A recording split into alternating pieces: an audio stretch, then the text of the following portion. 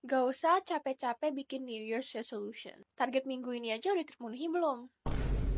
Tugas hari ini udah dikerjain. Satu hari aja tugasnya belum kamu selesain. Apalagi 1 tahun. Hey girlies, my name is Lizzie, your online big sister, and welcome to my channel. Di video kali ini aku akan kasih tahu ke kamu resep-resep supaya kamu jadi lebih produktif, nggak malas-malasan lagi. And ini bukan hanya sekedar video motivasi atau semangat, tapi aku akan kasih tahu ke kamu langkah-langkah step by step yang kamu bisa ambil supaya kamu bisa mencapai target 1 tahun kamu dalam 3 bulan, dalam 12 minggu only. So anyways, 12-week year. Aku di awal video ada kasih tahu ke kamu stop bikin New Year's resolution atau goals kamu dalam 1 tahun. Kenapa? Everybody have goals. Semua orang punya targetnya masing-masing, semua orang punya goals. Tapi kenapa ada yang bisa mencapai goals itu, tapi ada juga yang enggak? Ibaratkan dua atlet badminton. Mereka lomba, ya pasti tujuannya untuk menang. Di mana-mana lomba ya tujuannya untuk menang. Tapi kenapa ada atlet yang menang, ada atlet yang kalah? Pasti selalu kayak gitu. Pasti ada yang menang, pasti ada yang kalah. Target mereka sama, goals mereka sama, tapi hasilnya berbeda. Kenapa? Yang membedakan kedua atlet tersebut adalah cara mereka mencapai goals itu. Mungkin yang satu cara latihannya A, atau mungkin yang atlet dua cara latihannya seperti B. Pertanyaannya, yang mana yang lebih efektif, yang mana yang bisa membawa mereka ke target yang mereka mau. Kenapa di awal video aku bilang ke kamu, gak usah bikin New Year's resolution. Sebenarnya lebih bagus ada target daripada gak ada target. Tapi kalau kamu set target dalam 1 tahun, itu sangat amat membatasi kamu. Target tahunan itu sangat membatasi kamu untuk mencapai yang lebih. Karena di dalam pikiran kamu adalah 1 tahun itu lama banget. Dalam 1 tahun ada 12 bulan, ada 365 hari, itu waktu yang panjang. Jadi pemikiran ini yang membuat seakan-akan ada ilusi kamu punya waktu yang panjang untuk mencapai target tersebut. Di awal bulan Januari kamu punya target yang besar-besar. Aku mau mencapai ini, aku mau punya bisnis, aku mau punya badan gym. Terus ternyata di bulan Januari kamu barely bikin any progress. Progress kamu dikit atau bahkan kamu belum progress sama sekali. Gak ada progress yang signifikan. Mungkin kamu merasa agak kecewa atau gak happy, tapi tetap aja di pikiran kamu mikir, oh ini masih bulan Januari, aku masih punya 11 bulan lagi untuk mencapai target aku. Jadi kamu udah gak khawatir lagi.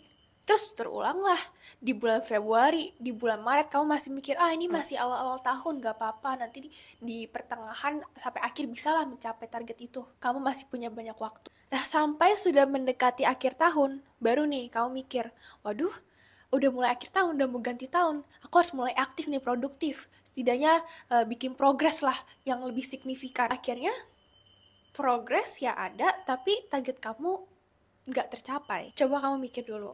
Pasti kamu pernah kayak gitu. Aku pun juga pernah.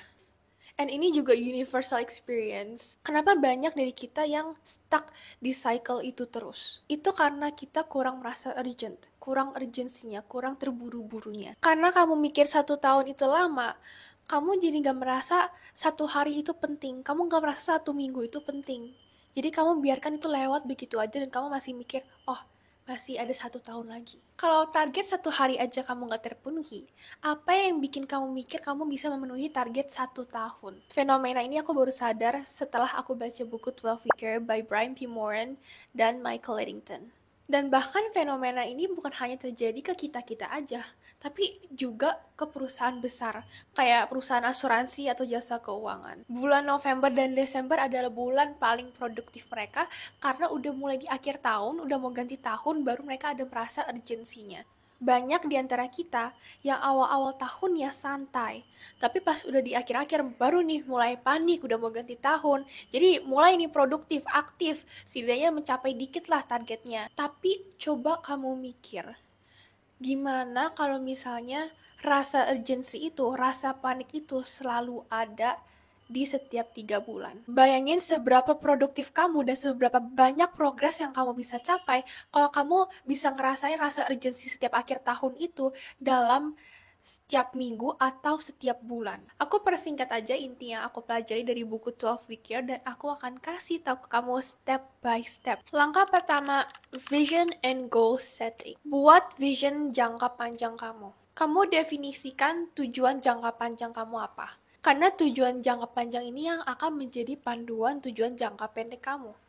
Misalnya, tujuan jangka panjang kamu adalah menjadi beauty blogger. Kamu mau punya channel YouTube dengan audience yang loyal. Terus kamu juga mau punya dapat setidaknya satu brand deal dan sumber income yang stabil. Udah dapat tujuan jangka panjang kamu, terus kamu bikin 12-week plan. Rencana dalam 12 minggu kamu. Kamu breakdown lagi tujuan jangka panjang kamu jadi 12-week goals. Pastiin goals kamu ikutin rumus SMART. Specific, measurable, attainable, relevant, time-bound. Misalnya kita pakai contoh tadi, kamu mau jadi beauty blogger. Jadi dalam 12 week, dalam 3 bulan, kamu set goals kamu punya 500 subscribers di YouTube, punya 1000 followers di Instagram, dapat setidaknya 1 sponsorship. 3 itu adalah goals kamu dalam 3 bulan. Step 2, kamu develop lagi your 12-week plan. Kamu kembangkan lagi rencana 12-week kamu. Jadi tugasnya harus spesifik, setiap minggu kamu harus ngapain, dan lebih spesifik lagi, dalam 1 minggu itu kamu harus ngapain. Pakai contoh yang tadi lagi, kamu mau jadi beauty blogger. Jadi untuk content creation, kamu harus udah set up ide-idenya, topik-topik apa yang kamu mau bahas. Lalu untuk marketing, contohnya kamu harus sudah set up platform YouTube sama Instagram kamu, sama TikTok kamu. Kamu tentuin strategi marketing kamu tuh mau apa, personal branding tuh kamu mau apa, keunikan dari channel kamu itu apa. 3, execution atau eksekusi. Ingat, research doang itu belum take action. Actually doing the work, itu baru kamu take action. Jadi stop alasan kamu masih research, masih riset ini itu, masih cari topik yang trending apa. Itu udah step 2, udah lewat. Waktunya kita step 3. Nah, I know bagian ini tuh yang paling susah konsisten. Jadi aku mau kasih kamu hack supaya kamu bisa lebih konsisten mencapai goals per hari, per minggu, per bulan, your 12-week year. Karena setelah aku tahu metode ini, I promise you, aku jadi lebih produktif dan lebih konsisten. Pokoknya on schedule, sesuai jadwal, dan progresnya jadi maju lebih cepat. So, that's why I'm going to tell you right now to stop making a to-do list. Stop bikin to-do list. It doesn't work. Berapa kali kamu bikin to-do list, tapi yang kecoret cuma 2-3 biji doang. Instead, bikin time blocking. Time blocking itu beda dengan to-do list. To-do list terlihat seperti ini, tapi time blocking terlihat seperti ini. Caranya gampang banget, tapi hasilnya tuh efektif banget. Caranya gimana? Kamu list dulu hal-hal apa aja yang harus kamu lakuin di hari itu. Terus di section yang baru, di sampingnya, kamu atur di jam-jam berapa kamu mau lakuin kegiatan-kegiatan itu. Misalnya, di hari Senin, ini hal-hal yang aku mau lakuin. Bikin skrip YouTube, kerjain tugas kuliah, packing, baca buku. Nah, di sampingnya, aku atur di jam berapa aja aku mau ngelakuin hal tersebut. Jam 8.30 aku bangun, mandi, sarapan, beres-beres. Jam 10 aku kuliah sampai jam 2.30. Jam 3 siang sampai kantor, istirahat, dan mandi. Jam 4.30, packing pesanan Gumi Craft. Jam 7, kelar packing, istirahat 30 menit. Jam 7.30, kerjain tugas kuliah. Jam 8.30, bikin skrip YouTube. Jam 11.30, baca buku, dan tidur. Pay attention, pasti di schedule aku ada include jam istirahat, dan kamu juga jangan lupa istirahat. Now, why does time blocking work? Kenapa time blocking lebih efektif daripada to-do list? Karena semuanya udah jelas. Dengan time blocking, kamu bisa tentuin, kerjain tugas A di jam sekian, kerjain tugas B di jam sekian. Sedangkan kalau to-do list tuh masih abu-abu, masih ngeblur. Kamu udah tahu kamu harus ngerjain A sama B, tapi kamu belum tahu kapan ya kerjain A, kapan ya kerjain B. Kamu cuma tahu seharusnya kerjain hari ini, tapi nggak jelas kapan, di jam berapa. Time blocking udah jelas. Di jam 4.30 sampai jam 7 aku packing Gumi Craft, packing pesanan-pesanan aku. Dan jam 7 harus udah kelar. Setelah aku packing, udah ada kegiatan lain yang harus aku lakukan. Ibaratkan kayak sekolah deh. Bayangin kamu dari jam 8 sampai jam 3 siang, kamu harus Kerjain matematika, geografi, bahasa Inggris, sejarah. Misalnya kayak geografi ada presentasi, terus sejarah ada ujian.